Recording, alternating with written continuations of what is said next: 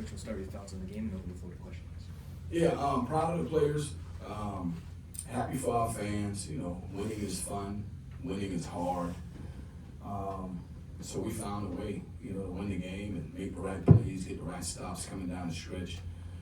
And so hopefully we'll take what we learned from tonight and try to continue to improve. And I thought we won the game without playing our best, so that's a good sign. But now we can get back to the woodshed and keep working. Yeah, Coach, just, building off a late victory against Syracuse with another late victory, just what does it say for the confidence of this team where, you guys were losing a bunch of close games and now you've come away with 2 straight in similar fashion? Yeah, we've been through a lot, but that's a journey. That's a season, right? That's why a season is a duration, a journey is a duration.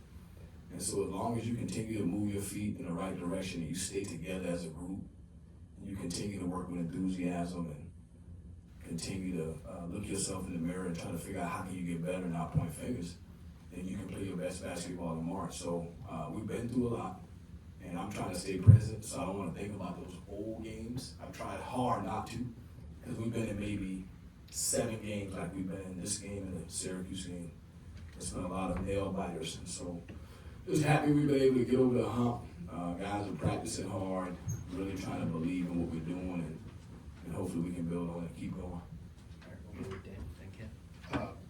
Coach, how rewarding, I guess, is it to see kind of the synergy that's now starting to come between the backcourt and the front court, the way the guys are moving the ball, both inside, outside, and how has that opened up even more options based off of what you maybe have wanted to run all season? Yeah, I mean, it's something that myself and my staff, we're learning through all of this. When you coach for 30 years, you're so used to having 9 returners and having senior leadership and all that stuff now.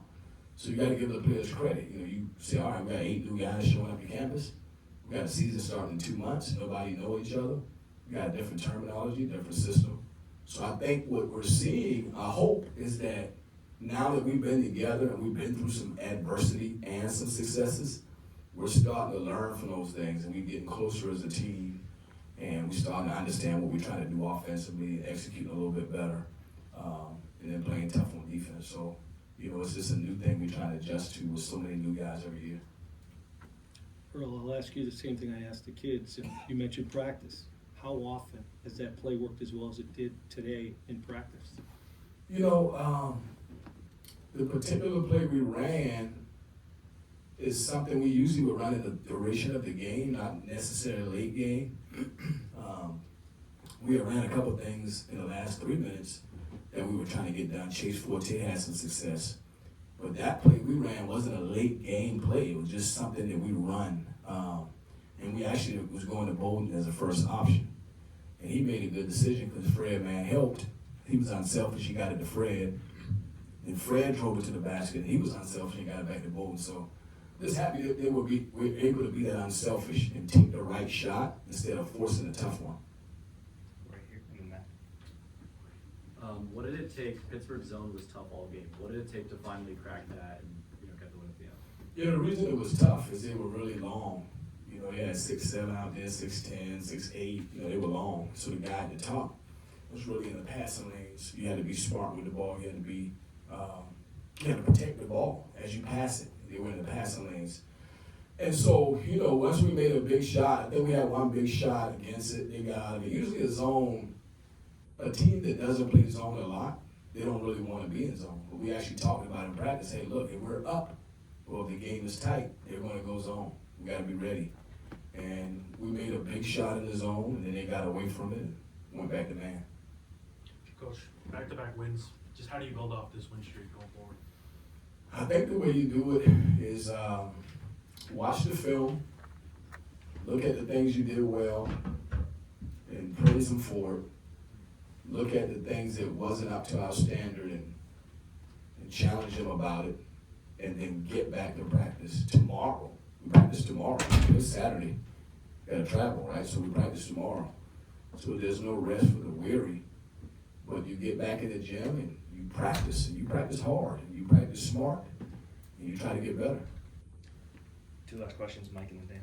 Yeah, just the emergence of Bowden Capke as an offensive scorer. How do you think he's really been able to blossom into that kind of player? He's kind of what we envisioned. You know, you don't want to compare him to Quentin Post. You know, a lot of people try to compare him, but we envisioned, okay, hey, a high character person that visited Boston College out of high school, went somewhere else. We followed him. He was having a pretty good career. Not great, but pretty good. And we're a developmental program. So we said, well, maybe we can have this guy for 2 years. And then we have him for 2 years based on our development. We got a stud. And so he's starting to come into his own as an inside-outside threat. And hopefully we can continue to help him, you know, keep his confidence going in the right direction. Coach, this is just gonna be a wild question. You squeezed the orange after the Syracuse game. I'm hoping you didn't have a live panther in the locker room for this one. Didn't have a lot of panic. Didn't necessarily think about squeezing the orange. When I walked in, somebody tossed one at me. And they said, you gotta do something with it. So I did something with it. We get back to standard dance moves on this one then? Well, no, not really. Not really. You know, ever since I had the injury on my Achilles, I really hadn't got back to dancing as much. And so I let the players dance. All right, thanks everybody. Thank you. you. Appreciate it.